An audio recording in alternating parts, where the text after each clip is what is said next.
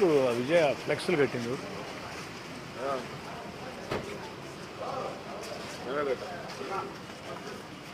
కొంచెం తలకాయ ఉందో లేదా అని ఆదాల ప్రభారెడ్డికి ఇన్ఛార్జ్ ఇచ్చినప్పుడు మీ ఇంటి ముందు టపాసులు అందరూ కాల్ చేశారన్న. ఆ కిరణాల ఇంటి ముందు కాల్చారు.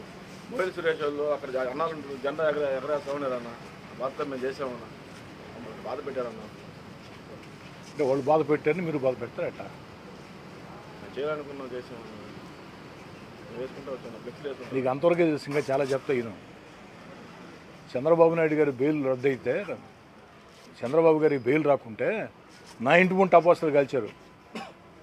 చంద్రబాబు గారికి బెయిల్ రానప్పుడు నా ఇంటి ముందు టపాసులు కాల్చారు. గిరి ఇంటి ముందు టపాసులు కాల్చారు. దాంట్లో రెండు ఆలోచనలే. కానీ ఈరోజు కాదు, ఆ రోజే టపాసులు కాల్చిన వాళ్ళకి ఫోన్ చేసి సవాల్ విసిరాం. ఇళ్లల్లో మేము లేనప్పుడు మా ఇంటి ముందు టపాసులు కాల్చడం కాదు, ఇప్పుడు ఉండా ఇంట్లో, రేపుంటా మీరు టైం చెప్తే రండ్రా, ఇప్పుడు టపాసులు కాల్చండి రా అని చెప్పి ఆ రోజు నేనే చెప్పా ఫోన్ చేసి. ఎవరు రాలేదే. ఆ రోజు అధికారం మన కాడ లేదు, వాళ్ళ కాడ అధికారం ఉంది. అధికారం లేదని మనమే భయపడలా. ఆ రోజే సవాల్ విసిరేవాళ్ళని. నువ్వు దానికే బాధపడుతున్నావు, నేను కాదనలా. నీ బాధని అర్థం చేసుకుంటా, నీ అభిమానానికి థ్యాంక్స్. కానీ వాళ్ళు చేశారని చెప్పని వాళ్ళ ఇళ్ళకి, వైఎస్ఆర్ కాంగ్రెస్ పార్టీ కార్పొరేటర్ల ఇళ్ళకి మీరు ఫ్లెక్స్లు కట్టడం కరెక్ట్ కాదు. నాకెన్నో అవమానాలు జరిగాయి, నాకు జరిగినాయి. నా భార్య నా ఇద్దరు కూతుర్లకి ఫోన్లు చేసి నీచంగా మాట్లాడి ఉండరు. నా భార్య నా ఇద్దరు కూతుర్లకి ఫోన్లు చేసి నీచంగా మాట్లాడి ఉండరు. నా మీద దుర్మార్గంగా రాజకీయాలకు సంబంధం లేకుండా వ్యక్తిగతంగా నా కుటుంబాన్ని ఛిద్రం చేయాలా, నా కుటుంబాన్ని ముక్కలు చేయాలని రకరకాల వీడియోలు సోషల్ మీడియాలో నేరుగా నా భార్య సెల్ ఫోన్కి, నా కుమార్తెల సెల్ ఫోన్కి పెట్టారు. నా భార్య కుమార్తెల సెల్ ఫోన్లు బయట వాళ్ళు తెలియవు కదా నెంబర్లు. మొన్నటిదాకా మనతో ఉన్నోళ్లే కదా. అధికారం పోయిన తర్వాత ఇష్టారాజ్యంగా పెట్టలేకపోయారు. రాజకీయంగా పెట్టచ్చు, తప్పులేదు. రాజకీయంగా మాట్లాడచ్చు, తప్పులేదు. కానీ ఘోరంగా నీచంగా మీరు చూశారు కదా, గ్రూపుల్లో పెట్టారు కదా. అవి నేరుగా నా భార్య నా కుమార్తెలకే పెట్టారు. నేనెంత బాధపడాలా? నాకు బాధ లేదని కాదు. ఇప్పుడు ఏమైంది? ఆ విధంగా పోస్టింగ్లు పెట్టారు, వేధించారు. నా మీద ఎన్ని కేసులు పెట్టారు మీరు చూశారు. ప్రజా సమస్యల పరిష్కారం కోసం పోరాటం చేయాలని పిలిపిస్తే హౌస్ అరెస్టులు చేశారు. నాతో ఉండి మిమ్మల్ని అందరినీ ఇబ్బంది పెట్టారు. ఇక్కడ ఉండే చాలామంది నాయకులు కార్యకర్తలని కారణాలు లేకుండా పోలీస్ స్టేషన్లో కూర్చోబెట్టారు. రౌడీ షీట్లు ఓపెన్ చేశారు. 307 కేసు, దెబ్బ లేకుండా 307 కేసు పెట్టి జైళ్ళకి పంపించారు. పీడీ యాక్ట్లు పెట్టి 4 నెలలు జైళ్ళకి పంపించారు. దుర్మార్గంగా, సంబంధం లేకుండా. రాజకీయ నాయకుల మీద పీడీ యాక్ట్లు ఎప్పుడూ పెట్ల. గంజాయోళ్ళు లేదా ఎర్రచందనం వాళ్ళ మీద పెట్టేవాళ్ళు. అలాంటిది ఫస్ట్ టైం ఈ యొక్క గత 16 నెలలుగా ఆదాల ప్రభాకర్ రెడ్డి అనే వ్యక్తి నెల్లూరు రూరల్ ఇన్ఛార్జ్ అయిన తర్వాత రాజకీయాలను భ్రష్టు పట్టించే విధంగా పెద్ద మనిషి ముసుగు దొడుక్కొని ఆ విధంగా ఎస్సీ ఎస్టీ అట్రాసిటీ కేసులు, భానుశ్రీ గారి మీద SC ST atrocity case, Chakkasai Sunil మీద ఎస్సీ ఎస్టీ అట్రాసిటీ కేసు, అనేక మంది మీద 307 కేసులు, పీడీ యాక్ట్లు, రౌడీ షీట్లు. నాకు బాధ లేదా? ఇవన్నీ వాళ్ళు చేపట్టే కదా. ఇవన్నీ వాళ్ళు చేపట్టే ప్రజలు తీర్పిచ్చారు కదా. నా భార్యని నా కుమార్తెలను అవమానించారు.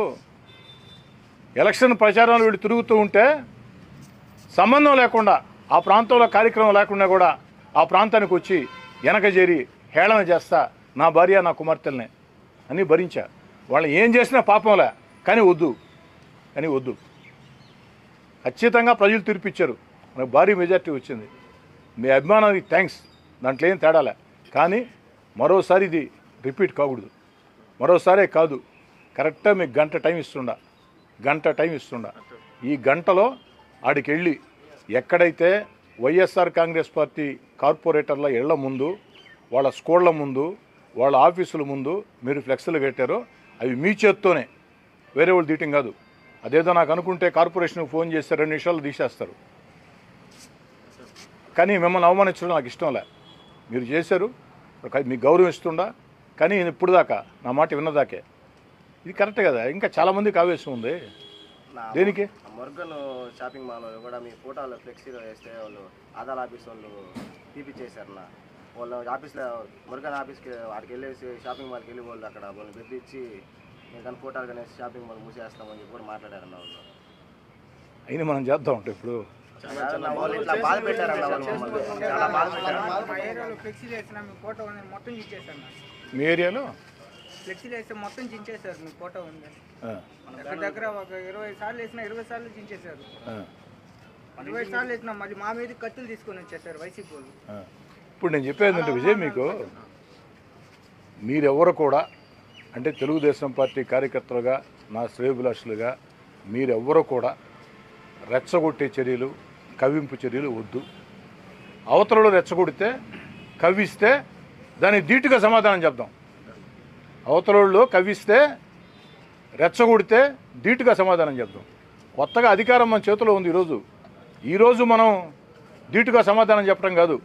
అధికారం లేని వేళే, అధికారం లేని రోజుల్లోనే నేరుగా ముఖ్యమంత్రి వైఎస్ జగన్మోహన్ రెడ్డి గారు వారి కార్యాలయం జిల్లా ఎస్పీకి, జిల్లా కలెక్టర్కి ఆదేశాలు ఇచ్చి ఆదాల ప్రభాకర్ రెడ్డి అనే ఒక పెద్ద మనిషి, ముసుగు దొడుక్కున్న వ్యక్తిని ఇటు ఇన్ఛార్జిగా పెట్టి రకరకాల ప్రయత్నాలు చేసినా మనం ఎక్కడా జంకలేదే, వెనక బాలేదే.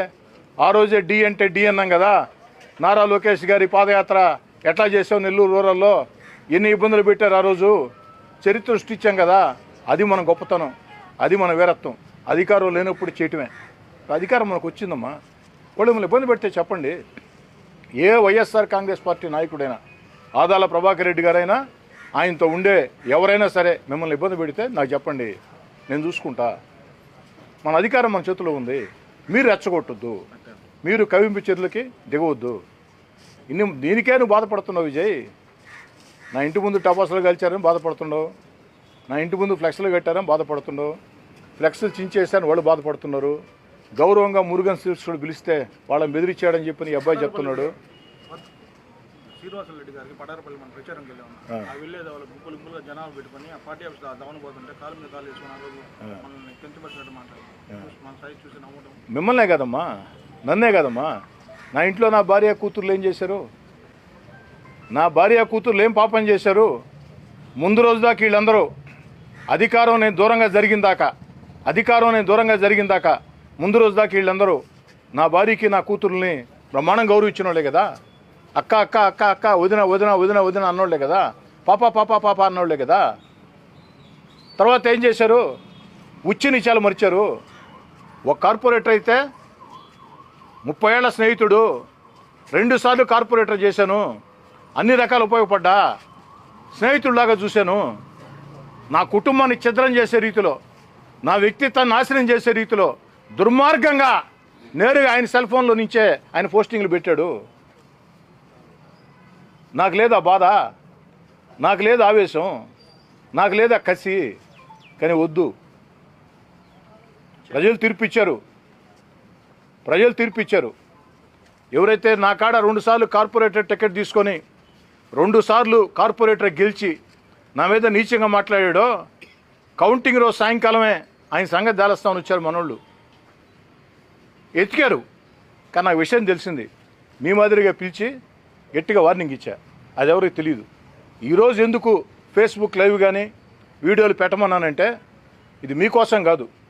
ఖచ్చితంగా ఇంకెవరికైనా ఆలోచనలు ఉన్నా కూడా నా వెంట నడిచే కార్యకర్తలు కానీ, నా వెంట ఉండే నాయకులు కానీ, నా శ్రేయోభిలాషులు కానీ ఇంకెవరైనా సరే కక్ష సాధించాలా, అవతల వాళ్ళని వేధించాలా, అవతల వాళ్ళని అవమానించాలా అని చేయాలనుకుంటే ఆలోచనలు ఇంకా మానుకుంటారని చెప్పని ఫేస్బుక్ లైవ్ ద్వారా, టీవీల ద్వారా అందరికీ తెలియజేద్దాం దీన్ని చెప్పని.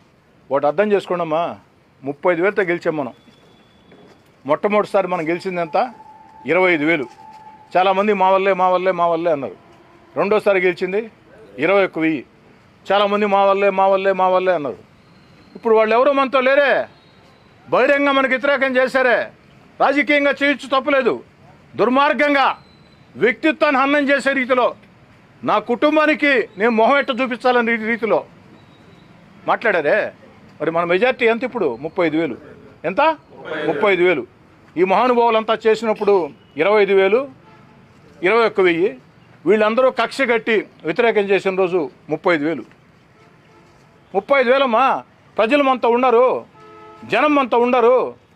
వాళ్ళు అనేక సోషల్ మీడియా పోస్టింగ్లు దుర్మార్గంగా పెడుతున్నా నేను మాట్లాడలేదు. నేను పెట్టించాలన్న పోస్టింగ్లు నా కుటుంబం మీద పోస్టింగ్లు పెట్టారు, ఇంట్లో మహిళల మీద. నా మీద పోస్టింగ్లు పెట్టి నా భార్య నా కుమార్తెలకే వాట్సాప్లో పంపించారు. నేను చేయలే నా పని ఆ రోజు.